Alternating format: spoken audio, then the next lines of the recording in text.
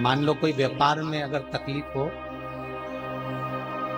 कमाई अच्छी नहीं हो रही हो, व्यापार नहीं चल रहा हो, तो निवेदन करूंगा कि किसी के चक्कर में मत पड़ना, कहीं जाकर पूछना मत ही। केवल देव उठनी एकादशी के दिन, जो अभी आने वाली है कार्तिक के महीने में देव उठनी एकादशी, इस दिन एक सिक्का, जब रात्रि को आप तुलसी जी की पूजन करें, ठाकुर जी की पूजन करें, एक सिक्का उसको नीचे रखकर उसको भगवान को विराजमान कर तुलसी माता या शालिग्राम जी को विराजमान कर फिर पूजन करें। सुबह ब्रह्म मुहूर्त में 4 बजे जब आप देवता को उठाएं, वहां पर जब लीपन करें और उठाने जाएं, उस गन्ने की झोपड़ी के अंदर, तो वो सिक्के को अपने पल्लू में डालकर हल्दी की कटोरी में भरकर दुकान में, व्यापार में, व्यवसाय में रख दे। अगली एकादशी तक बताना जरूर कि कितना लाभ मिला, कितना कमाया आपने, सूचना जरूर देना हो, बताना जरूर कि कितना प्राप्त हो। क्यों? क्योंकि नारायण जब देव उठनी एकादशी पर उठते हैं, जब मेरे भगवान विष्णु अपना चरण नीचे रखते हैं, तो एक कुबेर और दूसरी स्वयं लक्ष्मी भगवान के चरण को अपने हाथों में झेल लेती है। तो जिस स्थान पर आप देवता को उठा रहे हो, जिस स्थान पर आप भगवान की आराधना कर रहे हो, जिस स्थान पर आप भगवान को जगाने का प्रयास कर रहे हो, वहाँ आप अगर लक्ष्मी को विराजमान कर देंगे तो नारायण का चरण और लक्ष्मी दोनों कुबेर के साथ हमें प्राप्त हो सकते, हमें उसका फल प्राप्त। किसी लड़का और लड़की का विवाह नहीं हो रहा, 30 साल हो गए, 32 साल हो गए, 34 साल हो गए, लड़का लड़की का विवाह ही नहीं हो रहा, बहुत टेंशन है माता की। कोई मंगली है, कोई मांगलिक है, कोई मांगलिक है, कोई मंगल है, संबंध हो ही नहीं रहा, बहुत प्रयास कर। तो अब की बार कार्तिक महात्म को सुने हो आप, एक प्रयास छोटा सा कर देखो, ठीक है?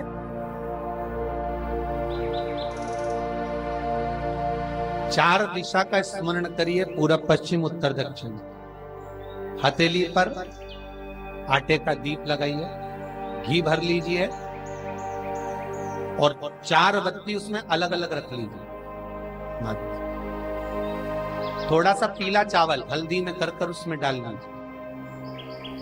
जो लड़का और लड़की का विवाह करना उसी के हाथ में देना है। और देव उठनी एकादशी के दिन, जिस दिन देवता उठेंगे, जिस जगह पर तुलसी शालिग्राम का आप पूजन करते हो, गन्ने के नीचे, ईख के नीचे तुलसी का क्यारा रखकर पूजन करते हो, वहां पर भगवान शिव और भगवान नारायण का नाम लेकर उस दिए को रगवा दीजिए और वहीं पर हल्दी का तिलक उस लड़का या लड़की का कर दीजिए और उसके हाथ में थोड़ी सी हल्दी लगा दीजिए। महाराज 2.5 महीने 3 महीने तो बहुत हो गए, उस बच्चा और बच्ची का विवाह पक्का हो। महाराज श्रीमद् भागवत कथा कहती है, कार्तिक महात्म कथा है, तुलसी का क्यारा सौभाग्यवती नारियां जब जल का सिंचन कार्तिक महीने में करती है तो उसका सौभाग्यता का आनंद पाती है। तुलसी बता देती है कि आपके घर की दशा क्या है।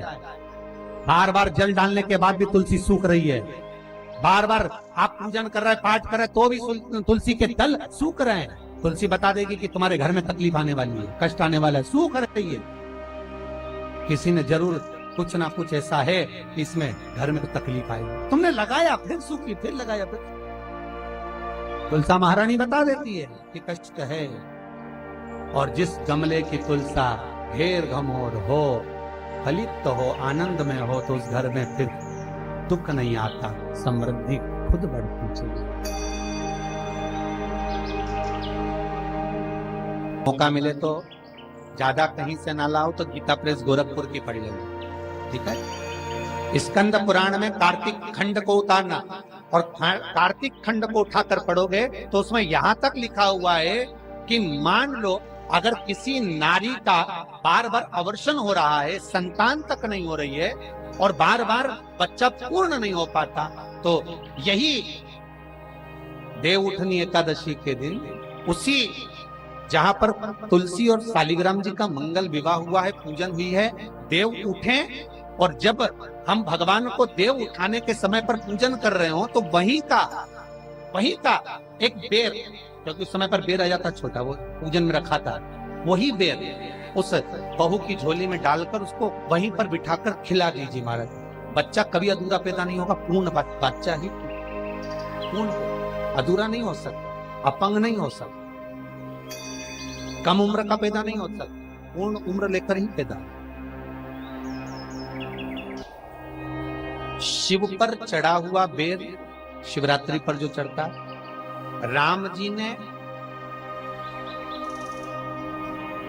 लक्ष्मण जी को जो संजीवनी दी थी, वो संजीवनी थी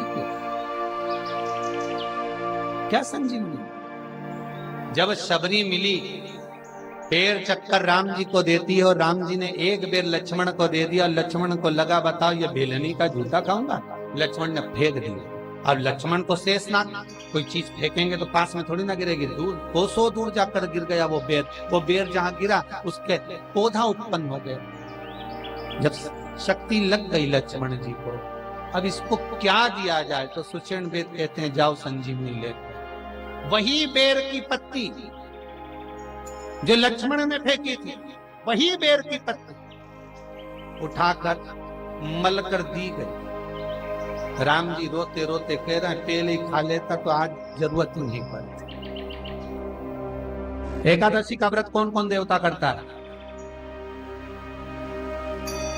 अग्नि पुराण, स्कंद पुराण स्पष्ट कहती है महाराज, भगवान विष्णु से लेकर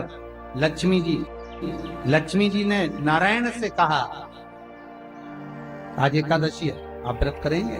भगवान विष्णु बोले करने को तो कर लूं, मना नहीं, पर दिक्कत इतनी सी है, अगर मैंने एक दिन भी एक निवाला नहीं पाया तो संसार का ना जाने कितना जीव भूखा मर, कितना जीव।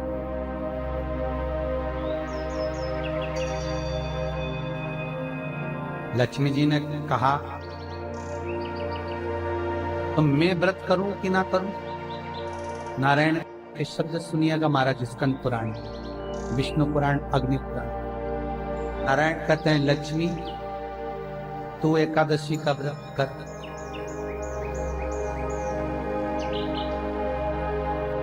मेरे करने से क्या फल होगा? भगवान विष्णु अपनी पटरानी लक्ष्मी से कहते हैं, अपनी धर्मपत्नी से कहते हैं, लक्ष्मी नारायण अगर एक क्षण खाया बिना रह जाए तो पृथ्वी पर अनाज उत्पन्न नहीं होता, जमीन पर जो बीज बोया जाता है वो बंजर हो जाता है। अगर नारायण ना खाए तो अन्न का भाग मिलता नहीं है। संसार का लोग जलचर, थलचर, वायुचर सब भूखे मर जाए। और लक्ष्मी अगर तू एकादशी का व्रत करेगी, अगर नहीं करती है तो जितने माताएं, जितने पुण्यवान जीव एकादशी का व्रत कर रहे हैं घर में तू प्रवेश नहीं करेगी। अगर तूने एकादशी का व्रत करा है और संसार का कोई मानव, चाहे जलचर हो, थलचर हो, वायुचर हो, जीव किसी भी तरह से अगर एकादशी का व्रत कर लिया है तो तू कम से कम उस घर में प्रवेश तो कर दे। इसलिए तेरा एकादशी का व्रत करना है।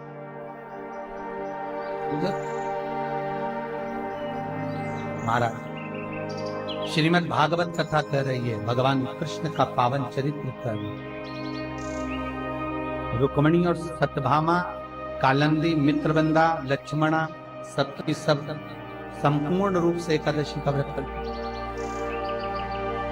भगवान नारायण की पद्मावती, श्रीदेवी, भूदेवी सब एकादशी। श्रीमद् भागवत कथा वर्णन कर रही है, कार्तिक महत्तम कह रहा है कि आपके जीवन में करा हुआ पुण्य सत्कर्म, अर्थात हमारा जो जन्म हुआ है वो केवल भगवत भजन के लिए, स्मरण के लिए, कीर्तन के लिए, नाम जाप के लिए करो। भगवत भजन देखो, हिंदू धर्म में कोई भी त्योहार किस्सा नहीं है जिससे फल ना लिए। कोई भी त्योहार हिंदू धर्म का ऐसा नहीं जिससे फल ना लिए।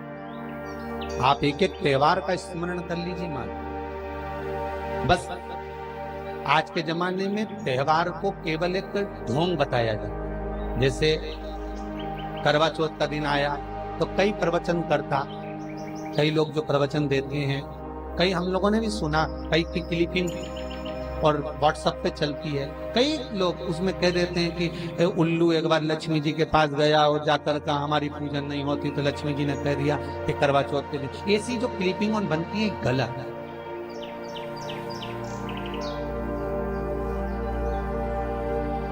कई कथाकार कह देते हैं कि लक्ष्मी जी के पास में उल्लू गया और हमारी पूजन नहीं होती, तो कह दिया करवा चौथ के दिन होगी।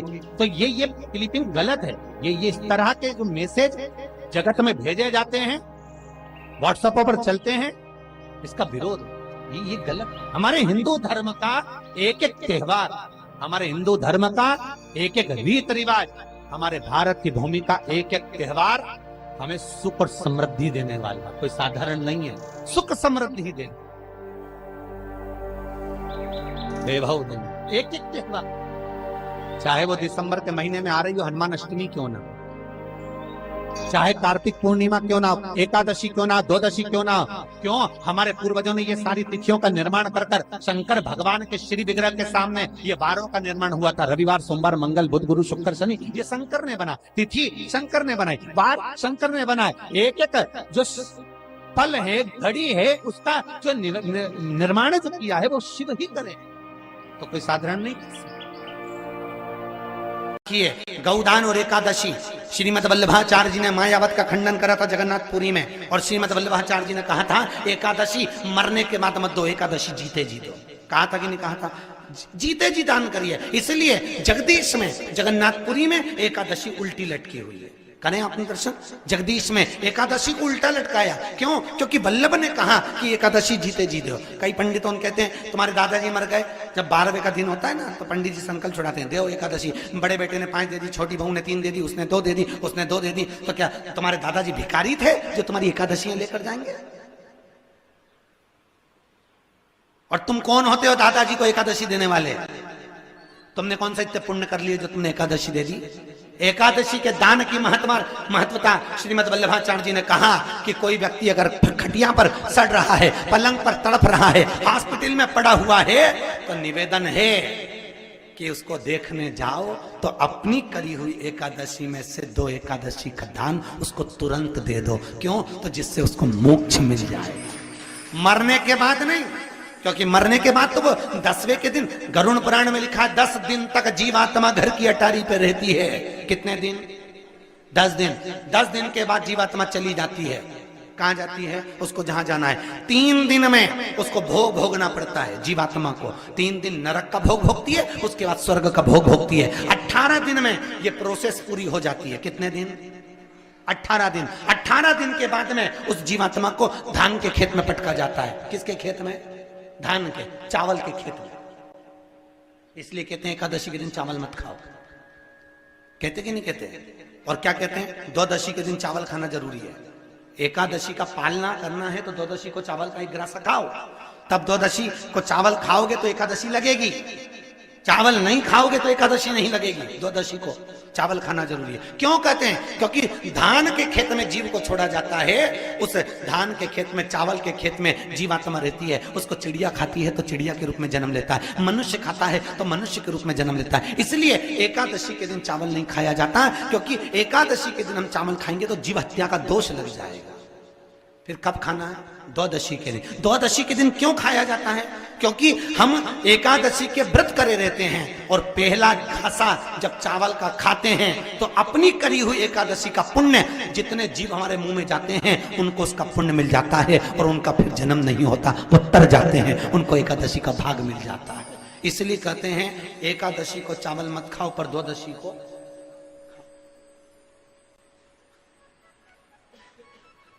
खाइए।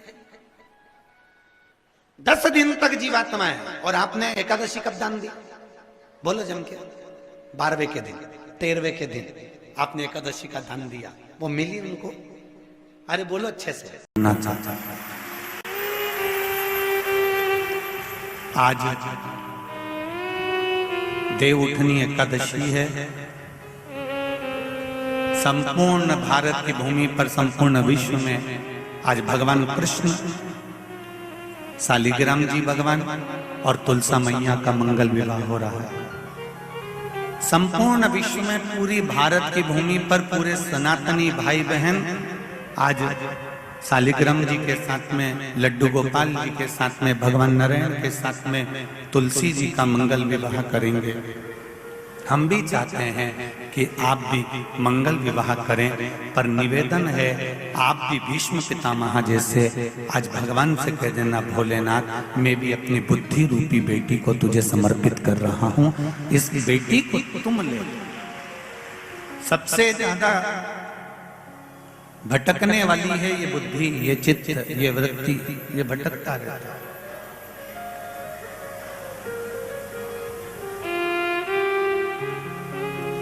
संत साधु सन्यासी तपस्वी साधक उपासक भजनों में हमेशा कहते रहते हैं ये मन बड़ा चंचल है, कैसे तेरा भजन करूं, जितना इसे समझाऊं उतना ही मचलता।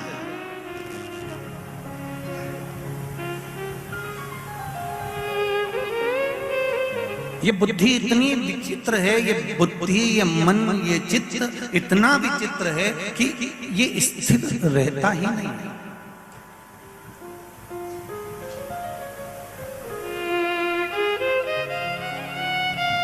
जब तक तुम्हारे लड़के से लड़की की शादी नहीं हो जाती, ऐसी कोई सास नहीं संसार की।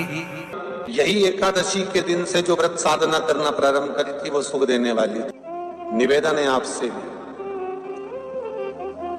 कोई कार्य अटक रहा है, तकलीफ आ रही है, दुख है, लक्ष्मी नहीं आ रही, परेशान हो, 108 बेलपत्र की, जो बेलपत्र होते हैं उसकी, इसको छेद तो करते नहीं है सुई से, बेलपत्र की डंडी को बांधते जाओ 108 बेलपत्र की माला बना लो, और माला बनाकर भगवान शंकर के गले में, शंकर के शिवलिंग को जो चढ़ा देता है उसकी मनोकामना भगवान शंकर पूरी कर देते हैं। अट्टा एकादशी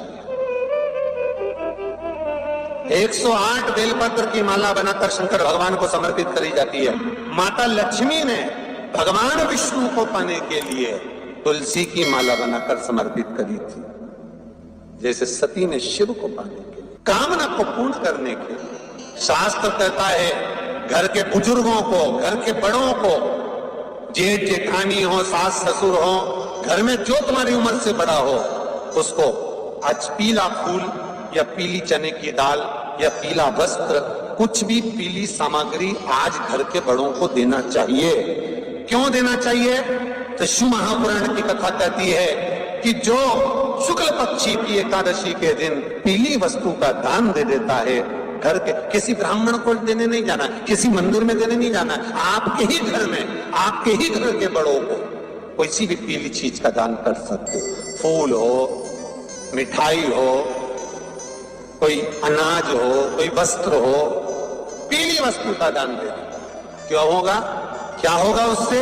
शिव महापुराण की कथा कहती है उससे जिंदगी में कभी बड़ी बीमारी प्रवेश नहीं करती। सनातन धर्म कहता है बट वृक्ष की पूजन करने वाला, बट वृक्ष के नीचे शिव की आराधना करने वाला, लोम समर्पित कर जल चढ़ाने वाले का जैसे कर्ज मुक्ति होती है, उसी तरह आंवले के वृक्ष के नीचे मात्र ताजा मिष्ठान दूध का बनाकर उस सामग्री को भगवान आंवले के वृक्ष के नीचे पूजन करने से लक्ष्मी और संपदा की वृद्धि होती है। जैसे शमी का पौधा, शमी का वृक्ष, शमी के वृक्ष के नीचे मात्र दूध और जल मिला हुआ जल, शमी के वृक्ष के नीचे मात्र ओघड़दानी अवधूतेश्वर महादेव के नाम से केवल हफ्ते में एक बार भी अगर दूध और जल का मिश्रण शमी के पौधे के नीचे कर दिया जाता है तो कहते हैं शरीर में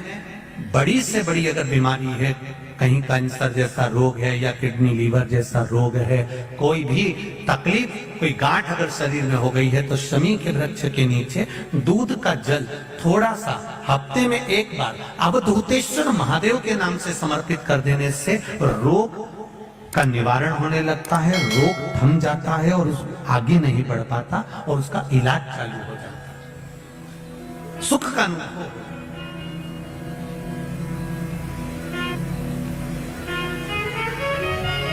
बस एक बात का स्मरण रहे आप, आंवले के वृक्ष के नीचे अगर कोई भोग लगाया गया है पा सकते हैं, पीपल के वृक्ष के नीचे कोई भोग लगाया है पा सकते हैं, बट वृक्ष के नीचे कोई भोग लगाया गया है पा सकते हैं। जिस वृक्ष के नीचे भोग लगाओगे पालोगे, पर शमी वृक्ष के नीचे का जो भोग लगाया गया है वो नहीं पाया जाता। शमी वृक्ष का जो प्रसाद है वो आपको वहीं छोड़ना पड़ता है। शमी वृक्ष का प्रसाद वहीं छोड़, खाली ना जाता कोई